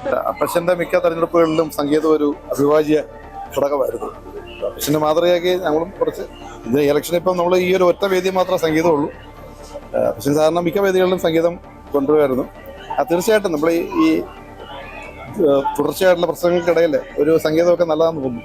തൊടുപുഴ നഗരത്തിലൂടെ പ്രവർത്തകരുടെ കൂടെ സൈക്കിൾ റാലി നടത്തിയാണ് പാട്ടും ചർച്ചയും നടക്കുന്ന സ്വരലയ സംവാദ വേദിയിലേക്ക് ചാണ്ടിയുമ്മനും അപ്പു ജോൺ ജോസഫും എത്തിയത്.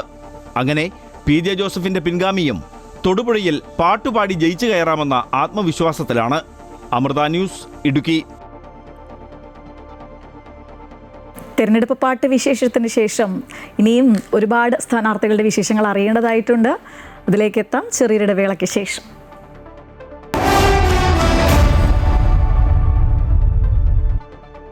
റോഡ് ഷോയ്ക്ക് നേരെ കല്ലേറ്. കൊല്ലം കുന്നത്തൂർ ഭരണിക്കാവിൽ LDF സ്ഥാനാർത്ഥി കോവൂർ കുഞ്ഞുമോന്റെ റോഡ് ഷോയ്ക്ക് നേരെയാണ് കല്ലേറുണ്ടായത്. കല്ലേറിൽ 2 പേർക്ക് പരിക്കേറ്റിട്ടുണ്ട്. അനന്തു ഷാഹിർ എന്നിവർക്കാണ് പരിക്കേറ്റത്.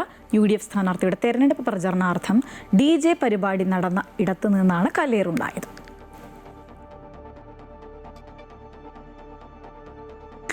പ്രചരണത്തിന്റെ അവസാന ലാപ്പിൽ എത്തുമ്പോൾ ആവേശകരമായ അനുഭവമാണുള്ളതെന്ന് നാട്ടികയിലെ NDA സ്ഥാനാർത്ഥി CC മുകുന്ദൻ. BJPയിലേക്ക് എത്തിയത് ഗുണകരമായി, അതിനാൽ വലിയ ആത്മവിശ്വാസമുണ്ടെന്നും CC മുകുന്ദൻ അമൃത വാർത്തകളോട് പറഞ്ഞു. തൃശ്ശൂരിൽ നിന്ന് ഹരീഷ് നാരായണൻ തയ്യാറാക്കിയ റിപ്പോർട്ടിലേക്ക്. സ്ഥാനാർത്ഥികളെല്ലാം തെരഞ്ഞെടുപ്പിൻ്റെ അവസാന ലാപ്പിലേക്ക് എത്തിക്കൊണ്ടിരിക്കുകയാണ്. ഇപ്പോൾ നമ്മോടൊപ്പം നാട്ടികയിലെ NDA സ്ഥാനാർത്ഥി CC മുകുന്ദൻ ചേരുകയാണ്. മുകുന്ദേട്ട, എങ്ങനെയുണ്ട് പ്രചരണമൊക്കെ? ഉഷാറാണോ? ഇപ്പോൾ നിങ്ങൾക്ക് തന്നെ നോക്കിയാൽ കാണാം, ഇപ്പോൾ നാട്ടിക മണ്ഡലത്തിലത്തെ NDAയുടെ പ്രവർത്തനം എല്ലാവരും വേഗം കൊണ്ടുപോകുന്നു. മറ്റേ പ്രതിപക്ഷ സ്ഥാനാർത്ഥികളായിട്ടുള്ള മറ്റേ LDFും അതുപോലെ തന്നെ കോൺഗ്രസും തിരഞ്ഞെടുപ്പ് നമ്മുടെ പ്രചരണം കണ്ടപ്പോൾ തന്നെ ഞെട്ടിപ്പോയിരിക്കുന്ന അവസ്ഥയിൽ നിലനിൽക്കുക. ഇപ്പോൾ ഒരുപാട് അഭിപ്രായ വ്യത്യാസങ്ങൾ ഉണ്ടാക്കി ഈ NDAയുടെ സ്ഥാനാർത്ഥി പ്രവർത്തകരുടെ പേരിലും കേസ് ചെയ്യാനുള്ള വക്കീലന്മാർ വെച്ച് കേസ് ചെയ്യാനുള്ള നടപടി ശർമ്മയായിട്ട് മുന്നോട്ട് പോകുന്നത്. അത് ഈ പ്രചരണത്തിൻ്റെ ഭാഗമായിട്ടാണ് അവരെ സ്വീകരിച്ചിരിക്കുന്നത്. എന്തായാലും ഇത്തരത്തിൽ വലിയ ഒരു ആക്സെപ്റ്റൻസ്, അതായത് ഒരു വലിയ പ്രതീക്ഷ ഒക്കെ ജനങ്ങളുടെ ഭാഗത്ത് ഇങ്ങനെ ഒരു പിന്തുണ ലഭിക്കുമെന്ന് ശരിക്കും പ്രതീക്ഷിച്ചിരുന്നു ഈ ഒരു NDA സ്ഥാനാർത്ഥിയായി മത്സരിക്കും? പ്രത്യേകിച്ചും പാർട്ടി വിട്ട് ഇങ്ങോട്ടേക്ക് എത്തി ആദ്യമായിട്ട് മത്സരിക്കുകയാണ്. അപ്പോൾ ഈ ഒരു ജനപിന്തുണയൊക്കെ കാണുമ്പോൾ എന്താണ് തോന്നുന്നത്? ജനം വളരെ ആവേശകരമായ അനുഭവമാണ് ഉള്ളത്. പല സ്ഥലത്തും ചെന്നാൽ ഈ പറയുന്ന വ്യത്യസ്തമായ നിലപാടുകൾ ജനങ്ങൾ പറയുന്നു. എന്തായാലും ഇങ്ങനെ സമീപനം സ്വീകരിച്ചത് ഗുണകരമായി എന്നാണ് അവരെല്ലാവരും എന്നോട് പറയാം. അതുകൊണ്ട് വളരെയേറെ ആത്മവിശ്വാസമാണ്. ഇവരൊക്കെ എത്ര കണക്ക് കൂട്ടിയാലും അവൻ്റെ ഈ പറയുന്ന വോട്ടിൻ്റെ പാറ്റേൺ എന്തായാലും ഇപ്പോൾ പത്രത്തിലൊക്കെ ന്യൂസുകളൊക്കെ വരും. എന്ത് വന്നാലും ജനം പക്ഷം ഈ നമ്മുടെ നാട്ടിലെ മണ്ഡലത്തിലുള്ള ജനങ്ങൾ മുഴുവനും NDAക്ക് വോട്ട് ചെയ്യാൻ വളരെയേറെ ജാഗ്രതയോടെ മുന്നോട്ട് പോകുന്ന അനുഭവമാണ് ഇപ്പോൾ ഇന്നുള്ളത്. ദേശീയ നേതാക്കൾ ഓരോരുത്തരായി എത്തിക്കൊണ്ടിരിക്കുകയാണ്. പ്രധാനമന്ത്രി എത്തുന്നു, ഒപ്പം നിർമ്മല സീതാരാമൻ, കിരൺ റിജിജു, അത്തരത്തിൽ എല്ലാ നേതാക്കളും തൃശ്ശൂരിലേക്ക് എത്തുകയാണ്. ഇതൊക്കെ ശരിക്കും ഈ ഒരു പാർട്ടി പ്രവർത്തനത്തെയാണെങ്കിലും ഈ തെരഞ്ഞെടുപ്പിനൊക്കെ ഊർജ്ജം പകരുമെന്ന് തന്നെയാണോ പ്രതീക്ഷ? അല്ല നമ്മുടെ ദേശീയ നേതാക്കൾ വരുമ്പോൾ വെച്ചാൽ നമ്മുടെ ദേശീയ രാഷ്ട്രീയത്തെ സംബന്ധിച്ചും നമ്മുടെ മോദി സർക്കാരിൻ്റെ വികസനമൊക്കെ പറയാനും വളരെ പക്വതയോടെ നമ്മുടെ നാട്ടിൽ പറഞ്ഞ് ബോധ്യപ്പെടുത്താൻ വളരെയേറെ ജാഗ്രതയാണ് ഈ നമ്മുടെ NDA പ്രസ്ഥാനം സ്വീകരിച്ചിട്ടുള്ളത്. അതിന് വളരെ അഭിമാനമുണ്ട് എന്നെ സംബന്ധിച്ചിടത്തോളം. കാരണം ഈ ഒരു വിഷയവുമായി ബന്ധപ്പെട്ടുകൊണ്ട് നമ്മുടെ കേന്ദ്ര സർക്കാർ നടപ്പാക്കുന്ന മോദി സർക്കാരിൻ്റെ വികസനം വളരെയേറെ മാതൃകപരമാണ്. ജനങ്ങൾ പറഞ്ഞുകൊണ്ടിരിക്കുകയാണ് കൂടുതൽ മെച്ചപ്പെട്ട സ്ഥിതിയിൽ. അതുപോലെ ദേശീയ നേതാക്കൾ വരുമ്പോഴാണ് നമുക്ക് ഒരു മാറ്റം ഈ പ്രദേശത്ത് ഉണ്ടാക്കാൻ കഴിയുന്നത്. പലർക്കും ചില സംശയങ്ങളുണ്ടായിരുന്നു. ദേശീയ നേതാക്കൾ വന്നപ്പോഴാണ് ആ സംശയങ്ങളൊക്കെ കൃത്യമായി ജനങ്ങളുമായി ബന്ധപ്പെട്ട് മുന്നോട്ട് പോകാനുള്ള സാഹചര്യം ഉണ്ടായിട്ടുള്ളത്. എന്തായാലും വലിയ വിജയപ്രതീക്ഷയാണ്. യാതൊരു തർക്കമില്ല. ഈ രംഗത്ത് ഇറങ്ങിയോടുകൂടി പ്രതീക്ഷകളല്ലാതെ വേറെ കേൾപ്പെട്ട ഒരു ചിന്തയില്ല. അത് വളരെയേറെ അതിനനുസരിച്ച് ഇപ്പോൾ ഒരുപാട് കാര്യങ്ങൾ ജനങ്ങളുമായി സംവാദം നടത്തിക്കൊണ്ടിരിക്കുന്നത്. ഇപ്പോൾ എൻ്റെ പാർട്ടി എന്ന് വെച്ചാൽ NDA ഇപ്പോൾ എല്ലാ മേഖലയിലും കുടുംബയോഗങ്ങളും നടത്തിവെച്ചുകൊണ്ട് ഒരു ജനകീയ സ്വഭാവത്തിലേക്ക് ജനപക്ഷത്ത് നിന്നുകൊണ്ട് പ്രവർത്തനം ആരംഭിച്ചിട്ടുണ്ട്. എന്തായാലും വെകിളി പൂണ്ട് നടക്കുകയാണ് മറ്റുള്ള പാർട്ടികൾ. എന്തായാലും ഞങ്ങളെ സംബന്ധിച്ചിടത്തോളം NDAനെ സംബന്ധിച്ചിടത്തോളം വളരെ സന്തോഷകരം ഓരോ നിമിഷവും വളരെ സന്തോഷകരമായ അനുഭവത്തിൽ കൂടിയാണ് മുന്നോട്ട് പോകുന്നത്. ഒരാൾക്കും നിഷേധിക്കാൻ കഴിയാത്ത വലിയൊരു പ്രവർത്തനമാണ് NDAയുടെ ഭാഗത്തു നിന്ന് ഉണ്ടായിട്ട് കണ്ടാൽ തന്നെ എല്ലാവർക്കും അറിയാവുന്നത്. ഇതാണ് ഇതുമായി ബന്ധപ്പെട്ട് പറയാനുള്ളത്. അതാണ് തികഞ്ഞ പ്രതീക്ഷ, തികഞ്ഞ ആത്മവിശ്വാസം ഒക്കെ ഉണ്ട്. വലിയ വിജയം കൈവരിക്കാൻ സാധിക്കുമെന്നാണ് നാട്ടികയിലെ NDA സ്ഥാനാർത്ഥി CC മുകുന്ദൻ പറയുന്നത്. തൃശ്ശൂരിൽ നിന്നും ചന്ദ്ര ജോസിനൊപ്പം ഹരീഷ് നാരായൺ, അമൃത ന്യൂസ്. വികസന കാര്യത്തിൽ എല്ലാവരുമായി കൂടിയാലോചിച്ചുള്ള പ്രവർത്തനമാകും അങ്കമാലിയിൽ നടപ്പാക്കുക എന്ന് LDF സ്ഥാനാർത്ഥി സാജു പോൾ. 15 വർഷം പെരുമ്പാവൂർ MLA ആയിരുന്നപ്പോൾ നടപ്പാക്കിയ വികസന രൂപരേഖ അങ്കമാലിയിലും പ്രാവർത്തികമാക്കും. വന്യജീവി സംഘർഷവും ഗതാഗതക്കുരുക്കും പരിഹരിക്കാൻ പദ്ധതികൾ നടപ്പിലാക്കുമെന്നും സാജു പോൾ പറഞ്ഞു. പെരുമ്പാവൂർ മുൻ MLAയും CPM നേതാവുമായ സാജു പോളാണ് അങ്കമാലിയിലെ LDF സ്ഥാനാർത്ഥി. അദ്ദേഹം കൂടെയുണ്ട്. ഇപ്പോൾ ഇനി ദിവസങ്ങൾ മാത്രമേ ഉള്ളൂ തെരഞ്ഞെടുപ്പിന്. എങ്ങനെ പോകുന്നു പ്രചരണ പ്രവർത്തനങ്ങൾ? വളരെ ആവേശകരമായ ഒരു പ്രതികരണമാണ്. ഇപ്പോൾ നമ്മൾ നിൽക്കുന്നത് മലയാറ്റൂർ ഇല്ലിത്തോട് ഭാഗത്താണ്. തൊട്ടക്കരെ ആണ് എൻ്റെ സ്വദേശം, വേങ്ങൂർ പഞ്ചായത്തിലെ. ഞങ്ങൾ നിരന്തരം ഈ ഇരുകരകളിലുമുള്ള ആളുകളൊക്കെ തമ്മിൽ അടുത്ത ബന്ധവും അങ്കമാലി വരെ. അങ്ങനെ ഒരു പെട്ടെന്ന് തന്നെ ആളുകൾക്കിടയിലേക്ക് ഇറങ്ങിച്ചെല്ലാൻ കഴിഞ്ഞു. മാത്രമല്ല 10 വർഷം LDF ഭരിച്ചപ്പോഴും അതിനനുസൃതമായൊരു പശ്ചാത്തല സൗകര്യ രംഗത്തും മറ്റേ ടൂറിസം അങ്ങനെ നാനാ രീതിയിലും അങ്കമാലിയിൽ വികസനത്തിൻ്റെ കുറേ കാര്യങ്ങൾ മുൻപ് ഇവിടെ സഹവൈപ്പി കുര്യനും നമ്മുടെ ബഹുമാനായ അഡ്വക്കേറ്റ് ജോസ് സെറ്റിയിലുമൊക്കെ ഉള്ളപ്പോൾ തുടങ്ങി വെച്ച കുറേ കാര്യങ്ങൾ മറ്റ് പല മണ്ഡലങ്ങൾക്കും ഇല്ലാത്ത നിരവധി പ്രത്യേകതകൾ ഇവിടെ ഉണ്ട്. ഇപ്പോൾ ചാലക്കുടി പുഴയും പെരിയാറും 2 അതിർത്തികളിലുണ്ട്. സംസ്കൃത സർവകലാശാല, കാലടി, മലയാറ്റൂർ എന്ന് പറഞ്ഞാൽ തന്നെ ലോകം മുഴുവൻ അറിയപ്പെടുന്ന സ്ഥലങ്ങളാണല്ലോ. തൊട്ടടുത്ത് വിമാനത്താവളം, ഇനി ശബരി റെയിൽപാത, മെട്രോ റെയിൽവേ, ഇതൊക്കെ വരണ്ടാണ്. അപ്പോഴും കുറേ പരിമിതികൾ. ഇപ്പോൾ മലയോര മേഖലയിലെ ഈ വന്യജീവി പ്രശ്നങ്ങൾ, തോട്ടം രംഗത്ത്, ഇവിടുത്തെ പൊതുമേഖലാ സ്ഥാപനങ്ങളിൽ പരമ്പരാഗത രംഗത്തൊക്കെ ഉള്ള കുറേ വിഷയങ്ങൾ. അപ്പോൾ അതൊക്കെ ഞങ്ങൾ ആളുകളുമായിട്ട് സംവേദിക്കുകയും ഇപ്പോൾ വന്യജീവി ആക്രമണമൊക്കെ വളരെ രൂക്ഷമായ പ്രശ്നമാണ്. അപ്പോൾ അതിനെല്ലാം ഒരു പ്രതിവിധി കണ്ടെത്താൻ വേണ്ട ആത്മാർത്ഥമായ പരിശ്രമം ഞങ്ങളെല്ലാവരും കൂട്ടിയോജിപ്പിച്ച് ഈ അതിർത്തി തർക്കം അതിർത്തിയിൽ നിർത്തുക എന്ന് പറയുമല്ലോ, അങ്ങനെയുള്ളൊരു വികസന സംസ്കാരം ഉണ്ടാക്കിയെടുക്കുക. അപ്പോൾ റവന്യൂ സംവിധാനം ഫോർട്ട് കൊച്ചി ഡിവിഷനിലാണ്, പിന്നെ ആലുവ താലൂക്കാണ്. വില്ലേജുകളും താലൂക്കുകളും ഒക്കെ പുനഃസംഘടിപ്പിക്കുകയാണെങ്കിൽ അതിനൊരു പ്രാധാന്യം അങ്കമാലിക്ക് ലഭിക്കത്തക്ക വിധത്തിലുള്ള ഒരു പരിശ്രമം നാളെ തന്നെ നടപ്പാക്കുമെന്നുള്ളതല്ല. അങ്ങനെ കുറേയേറെ കാര്യങ്ങൾ. അതുപോലെ ഞങ്ങൾ ആലോചിച്ചിട്ടുള്ള മറ്റൊരു കാര്യം, ഇപ്പോൾ എല്ലാ MLA-മാർക്കും ഓഫീസുണ്ട്. ഇപ്പോൾ എൻ്റെ പിതാവ് MLA ആയിരുന്നു, പക്ഷേ അന്നൊന്നും അങ്ങനത്തെ സംവിധാനങ്ങളില്ല. ഇപ്പോൾ എല്ലാം ഡിജിറ്റൽ ഗവേൺസും അതുപോലെ ഓൺലൈൻ സംവിധാനങ്ങളായാലും. അപ്പോൾ ഞാൻ 15 കൊല്ലം ഒരു MLA ഓഫീസ് പ്രവർത്തിപ്പിച്ചിരുന്നതാണ് പെരുമ്പാവൂർ. അങ്കമാലിയിൽ സ്വാഭാവികമായിട്ടും ആര് MLA ആയാലും ഒരു ഓഫീസ് വേണം. ഞങ്ങൾ പറഞ്ഞിട്ടുള്ളത് ഈ കാലടിക്ക് കുറേ കൂടി പ്രത്യേകതയും പ്രാധാന്യമുണ്ട്. മലയാറ്റൂരും കാലടിയും എല്ലാം ചേരുന്ന ഒരു സുപ്രധാനമായ ഒരു കേന്ദ്രം എന്നുള്ളതിലേക്ക് ഒരുപക്ഷേ ഈ കേരളത്തിൽ 2 MLA ഓഫീസുകൾ ഒരു മണ്ഡലത്തിൽ തുറക്കുന്ന മണ്ഡലമായി ഈ അങ്കമാലിക്ക് അങ്ങനെ ഒരു പരിഗണന കാലടിയിലും ഒരു MLA ഓഫീസ് തുറക്കുമെന്നുള്ളത് ഞങ്ങളിപ്പോൾ പ്രഖ്യാപിച്ചിട്ടുണ്ട്. ഈ ജനങ്ങൾ ഞങ്ങളെ അനുഗ്രഹിച്ച് നിയമസഭയിലേക്ക് തെരഞ്ഞെടുത്ത് അയക്കുകയാണെങ്കിൽ അങ്ങനെ ഒരു കാര്യം കൂടി ഈ കൂട്ടത്തിൽ ഞങ്ങൾ സൂചിപ്പിച്ചിട്ടുണ്ട്.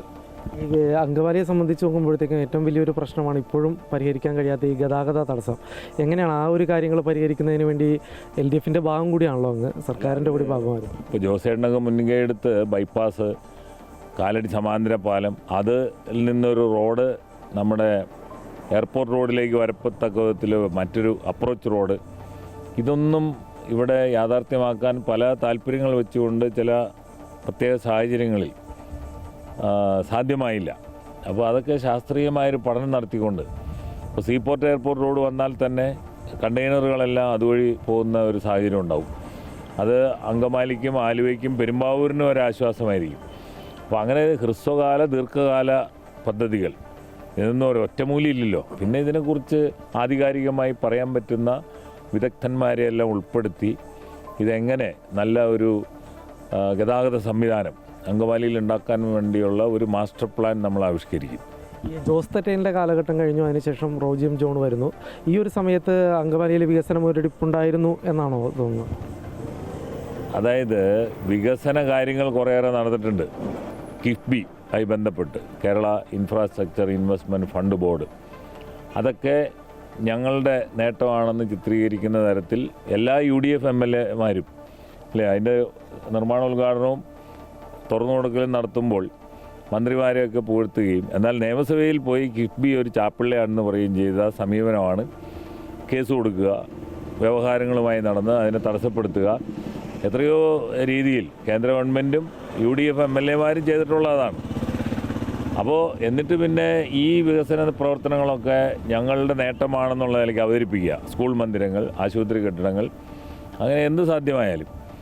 അപ്പോൾ അത് ഈ മോഹൻലാൽ ഒരു സിനിമയിൽ ബെൻസ് കാറിൽ ചാരി നിന്നുകൊണ്ട് ഇങ്ങനെ താക്കോൽ ഇറക്കണ്ടല്ലോ, താക്കോൽ മാത്രമേ അദ്ദേഹത്തിനുള്ളൂ, കാറ് വേറെ ആരുടെയാണ്. ആ ഒരു രീതിയാണെന്നുള്ളതല്ലാതെ ആ അവകാശവാദത്തിലൊന്നും യാതൊരു കാര്യമില്ല. ഇവിടെ ചെയ്തു വെച്ചിട്ടുള്ള ചില കാര്യങ്ങൾ കണ്ടാൽ, ഇപ്പോൾ പെരുമ്പാവൂർ ഞങ്ങളൊരു ശ്രീ ധർമ്മശാസ്ത്ര ക്ഷേത്രത്തോടനുബന്ധിച്ചുള്ള ഒരു ക്ഷേത്രക്കുളം നവീകരിച്ചിട്ടുണ്ട്. അതിന് ചുറ്റും നടപ്പാതെയൊക്കെ ഉണ്ട്. പക്ഷേ ഇവരെന്നെ വെളുപ്പിന് 5 മണിക്ക് നമുക്ക് ഒരു ആരോഗ്യപാത കാണാമെന്ന് പറഞ്ഞ് കൊണ്ടുപോയി. എത്ര മനോഹരമായൊരു സംവിധാനമാണ്. LF ആശുപത്രിയിലെ ഡോക്ടർമാരൊക്കെയാണ് ഇവിടെ ജോസേട്ടൻ MLA ആയിരിക്കുമ്പോൾ ചെയ്തൊരു കാര്യമാണ്. അതിൽ നിന്ന് അല്പമെങ്കിലും അവിടെ തൊട്ട് താഴെ തോടാണ്, ആ തോട് ഒന്ന് വൃത്തിയാക്കുകയോ അതുപോലെ അവിടെ വേണ്ട എന്തെങ്കിലും ഒരു ബ്യൂട്ടിഫിക്കേഷൻ, ഗാർഡനിങ് എന്തെല്ലാം ചെയ്യാം. ഇപ്പോൾ ഞാൻ പറഞ്ഞു വന്നത് അങ്ങനെ ഇതിനു മുൻപ് ഇപ്പോൾ IIP കനാല് സഹ കുര്യൻ്റെ കാലത്ത് അദ്ദേഹത്തിൻ്റെ ഒരു ഡ്രീം പ്രോജക്റ്റായിരുന്നു. അങ്ങനെ നിരവധി കാര്യങ്ങൾ ഇവിടെ കൊണ്ടുവന്നിട്ടുണ്ട്. ഇപ്പോൾ നക്ഷത്ര തടാകം, ആ തടാകം തന്നെ യഥാർത്ഥത്തിൽ അത് ഈ IIP കനാല് വന്നുകൊണ്ടാണ് ആ തടാകത്തിൽ വെള്ളം ഉണ്ടായത്. അതിനു മുമ്പ് അത് മലയാറ്റൂർ പള്ളിയിൽ വരുന്ന വാഹനങ്ങളുടെ ഒരു പാർക്കിംഗ് യാർഡായിരുന്നു. അപ്പോൾ അങ്ങനെയുള്ള പലതും ഇപ്പോൾ അവിടെ തന്നെ KTDCയുടെ ഒരു കെട്ടിടം അല്ലേ, ഇങ്ങനെ ഇപ്പോൾ നമ്മൾ ഇവിടുത്തെ പൊതുമേഖലാ സ്ഥാപനങ്ങൾ നോക്കുക, അതിലൊക്കെ MLAയുടെ ഒരു ഇനീഷ്യേറ്റീവ് വേണമല്ലോ. ഗവൺമെൻറ് പല കാര്യങ്ങളും സ്വാഭാവികമായിട്ട് ചെയ്യും. സർക്കാർ ഏജൻസികളെ, സർക്കാർ സംവിധാനങ്ങളെ വിലക്കെടുത്തുകൊണ്ട്, മുഖവിലക്കെടുത്തുകൊണ്ട്. അതിൽ ഞാൻ കണ്ടിട്ടുള്ളത് ഇവിടുത്തെ മുതിർന്ന നേതാക്കന്മാരെ, മുൻ ജനപ്രതിനിധികളെ അല്ലെങ്കിൽ വിവിധ സംഘടനാ സാരഥികളെ ഒന്നും സഹകരിപ്പിച്ചും യോജിപ്പിച്ചും ഇതിനുള്ള, ഇപ്പോൾ ഞങ്ങൾ പെരുമ്പാവൂർ റയോൺസിൻ്റെ കാര്യത്തിൽ ഞങ്ങളെല്ലാവരും യോജിച്ചാണ് അതിൻ്റെ കാര്യങ്ങൾ ചെയ്തത്. ഈ കഴിഞ്ഞ 10 വർഷത്തെ കാര്യമല്ല പറയണത്, അതിനു മുമ്പ്. അപ്പോൾ ഈ ഇവിടെയും പെരുമ്പാവൂരുമൊക്കെ അത്തരത്തിൽ വികസന കാര്യങ്ങളിൽ എല്ലാവരെയും സഹകരിപ്പിച്ചും യോജിച്ചും പോകുന്ന ഈ അതിർത്തി തർക്കം അതിർത്തിയിൽ നിർത്തിക്കൊണ്ടുള്ള ഒരു സമീപനം സ്വീകരിച്ചിട്ടില്ല. തെരഞ്ഞെടുപ്പ് കഴിഞ്ഞാൽ തീർന്നില്ലേ. അല്ലെങ്കിൽ ഇപ്പോൾ ഇവിടെ ബഹുമാന്യ MP ഉണ്ട്, അദ്ദേഹത്തിന് ഈ കാര്യങ്ങളിൽ മുൻകൈ എടുക്കാം. വളരെ മുതിർന്ന ഒരു നേതാവാണ് അദ്ദേഹം. അങ്ങനെ എല്ലാവരും കൂടെ കൂടിച്ചേർന്നല്ലോ. ഇപ്പോൾ ആ MP-യുടെ ഓഫീസിൽ ഇരിക്കുന്ന ആ റോഡ് അല്ലേ, നമ്മുടെ നായത്തോട് വഴി എയർപോർട്ടിലേക്ക് പോകുന്ന റോഡ് 1 കിലോമീറ്റർ ആണ്, കവരപ്പറമ്പ് തൊട്ടപ്പുറം വരെ ആണ് ആ റോഡ് വീതി കൂട്ടി അതിൻ്റെ കാര്യങ്ങൾ ചെയ്തിട്ടുള്ളൂ. അതിൻ്റെ ബാക്കി ഇങ്ങനെ ഓരോന്നെടുത്താൽ സഹ AP കുര്യൻ്റെ അഡ്വക്കേറ്റ് ജോസ് തെറ്റേലിൻ്റെയും കാലത്ത് ഇപ്പോൾ മിനി സിവിൽ സ്റ്റേഷൻ വന്നു, അതിൻ്റെ 2ാം ഘട്ടം വന്നല്ലോ. ഇങ്ങനെയുള്ള പല പല കാര്യങ്ങളും നമുക്ക് ആലോചിച്ച് നോക്കിയാൽ അതിൽ നിന്ന് ഒരടി മുന്നോട്ട് പോയതായിട്ട് നമുക്ക് പറയാൻ കഴിയില്ല. അതാണ് നമ്മൾ പറയുന്ന കാര്യം. ഇപ്പോൾ കാലടിയിലായാലും അങ്കമാലിയിലായാലും ഉള്ള കാര്യങ്ങൾ അല്ലേ, അതിൻ്റെ മീഡിയനും സാധനങ്ങളും ഒക്കെ ഇങ്ങനെ ഇരിപ്പുണ്ടെന്നുള്ളതല്ലാതെ അതിൽ നിന്ന് വ്യത്യസ്തമായി ഇപ്പോൾ ഈ റോഡുകളൊക്കെ നന്നായത് കിഫ്ബിയുടെ ഫണ്ട് ഉപയോഗിച്ചും PWDയും അതുപോലെ NHൻ്റെ ഒക്കെ ഇടപെടലാണ്. പക്ഷേ ആ സംവിധാനങ്ങളൊക്കെ ഇത്രയേറെ വികൃതമായി ചിത്രീകരിച്ച ആളുകൾ വേറെ ഉണ്ടോ? എന്നിട്ടും അത് ഞങ്ങളുടെ നേട്ടമാണെന്ന് പറയുക, നടക്കാത്തത് മുഴുവൻ സർക്കാരിൻ്റെ കുഴപ്പമാണെന്ന് പറയുക. അതൊരു ഇരട്ടത്താപ്പല്ലേ? എല്ലാവരും ചേർത്തുകൊണ്ടുള്ളൊരു വികസനമാണ് LDF മുന്നോട്ട്. ആ കാര്യം ആർക്കെങ്കിലും സംശയമുണ്ടെങ്കിൽ അങ്കമാലിക്കാർക്ക് നല്ലപോലെ അറിയാം.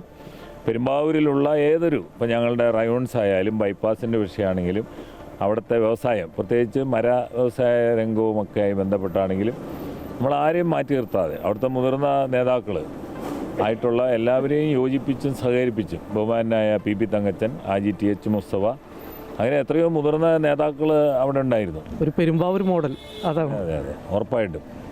ഈ മനസ്സും പാരച്ചൂട്ടും ഒരുപോലെയാണ് ഡോക്ടർ നമ്മുടെ ശശി തരൂർ പറഞ്ഞിട്ടുണ്ട്. തുറക്കാതെ ഇതിനുകൊണ്ട് രണ്ടുകൊണ്ടും പ്രയോജനമില്ലല്ലോ. അപ്പോൾ നമ്മൾ ആ രീതിയിലൊരു തുറന്ന സമീപനവും തുറന്ന ഒരു വികസന നയവും സംസ്കാരവുമായിരിക്കും ഇവിടെ ആലോചിക്കുക. ഏതായാലും 15 വർഷം അദ്ദേഹം പെരുമ്പാവൂരിൻ്റെ MLA ആയിരുന്നു. ആ കാലഘട്ടത്തിൽ സ്വീകരിച്ചിരുന്ന ആ ഒരു വികസന രൂപരേഖ തന്നെയായിരിക്കും ഏതായാലും അങ്കമാലിയിൽ ജയിച്ചു കഴിഞ്ഞാൽ അദ്ദേഹം മുന്നോട്ട് വെക്കുക എന്നുള്ളൊരു കാര്യമാണ് അറിയിച്ചിരിക്കുന്നത്. ക്യാമറമാൻ ബിനു ഈശ്വരമംഗലത്തിനൊപ്പം കിരൺകുമാർ, അമൃത ന്യൂസ്, കൊച്ചി. വിപണി വിലയിരുത്തലുമായി ധനകാര്യ ഓഹരി വിദഗ്ധൻ K. ദിലീപ് ചേരുകയാണ്. Shri Dileep, good morning. കേരളത്തിലേക്ക് സ്വാഗതം. പുതിയൊരു വാരത്തിന് തുടക്കമായിരിക്കുകയാണ്. ഇന്ന് വിപണിയിൽ നമുക്ക് എന്ത് പ്രതീക്ഷിക്കാം? നേരിയ നഷ്ടത്തിലായിരിക്കും ഇന്ന് വ്യാപാരം തുടങ്ങുക. ആഗോള വിപണികളിൽ കഴിഞ്ഞ ദിവസം ഉണ്ടായിട്ടുള്ള നഷ്ടത്തിൻ്റെ ഒരു സ്വാധീനം നമ്മുടെ വിപണിയിലുണ്ടാവും.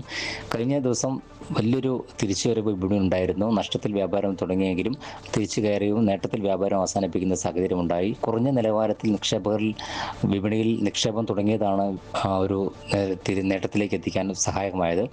വളരെ താഴ്ന്ന നിലയിലേക്ക് നീങ്ങിയിരുന്ന പല ഓഹരികളിലും ഉണ്ടായിട്ടുള്ള ദീർഘകാല അടിസ്ഥാനത്തിലുള്ള ഒരു നിക്ഷേപ താല്പര്യം വിപണിയിൽ ഒരു നേട്ടം ഉണ്ടാക്കുന്നതിന് സഹായിക്കുകയും ചെയ്തു. ഇപ്പോഴും വിപണിയിൽ ഈ ഒരു അസ്വസ്ഥത അല്ലെങ്കിൽ അനിശ്ചിതത്വം തുടരുന്നൊരു പ്രധാനപ്പെട്ട ഒരു കാരണം യുദ്ധവുമായി ബന്ധപ്പെട്ടുള്ള അനിശ്ചിതത്വം നീങ്ങിയിട്ടില്ല എന്നുള്ളതാണ്.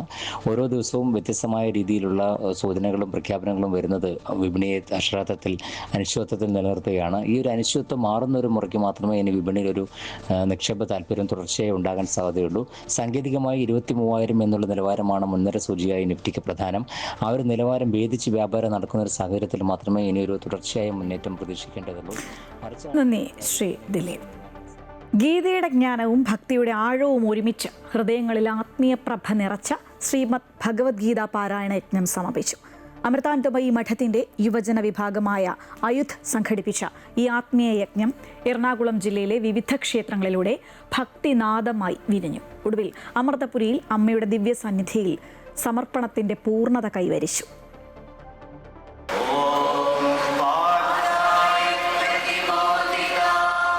ഭഗവത്ഗീതയുടെ പവിത്രനാദം മുഴങ്ങിയ ദിനങ്ങൾ, ഭക്തിയും ധ്യാനവും ചേർന്ന ആത്മീയ നിമിഷങ്ങൾ. അമൃതാനന്ദമയി മഠത്തിന്റെ യുവജന വിഭാഗമായ അമൃത യുവധർമ്മധാരയുടെ നേതൃത്വത്തിൽ സംഘടിപ്പിച്ച ശ്രീമദ് ഭഗവത്ഗീത പാരായണ യജ്ഞം ആത്മസാന്ത്വനത്തിന്റെ അനുഭവമായി സമാപിച്ചു. ലോകമെങ്ങുമുള്ള ശാഖകളിലൂടെ ആത്മീയതയും സേവനവും എന്ന ദൗത്യവുമായി മുന്നേറുന്ന അയുദ്ധിന്റെ ഭാഗമായി എറണാകുളം ജില്ലയിലെ 18 ക്ഷേത്രങ്ങളിലായി ഈ മഹായജ്ഞം നടന്നു.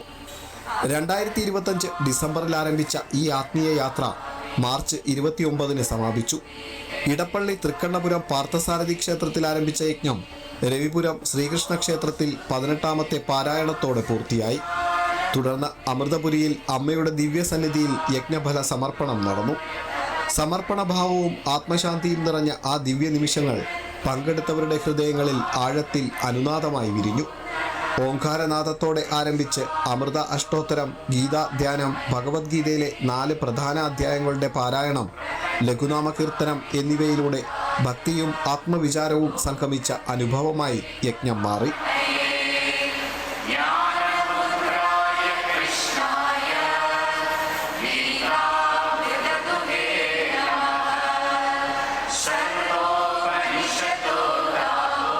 ഭഗവത്ഗീതയുടെ ജ്ഞാനം ഹൃദയങ്ങളിൽ തെളിയിച്ച് സേവനവും സമർപ്പണവും ജീവിതമാർഗമാക്കുന്ന പുതിയ തലമുറയെ രൂപപ്പെടുത്തുകയാണ് അമൃതാനന്ദമയി മഠത്തിൻ്റെ യുവജന വിഭാഗമായ അയുധ്.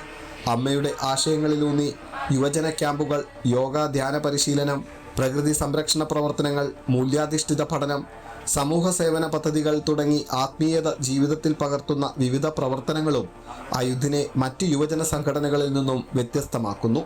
അമൃത ന്യൂസ്, കൊല്ലം.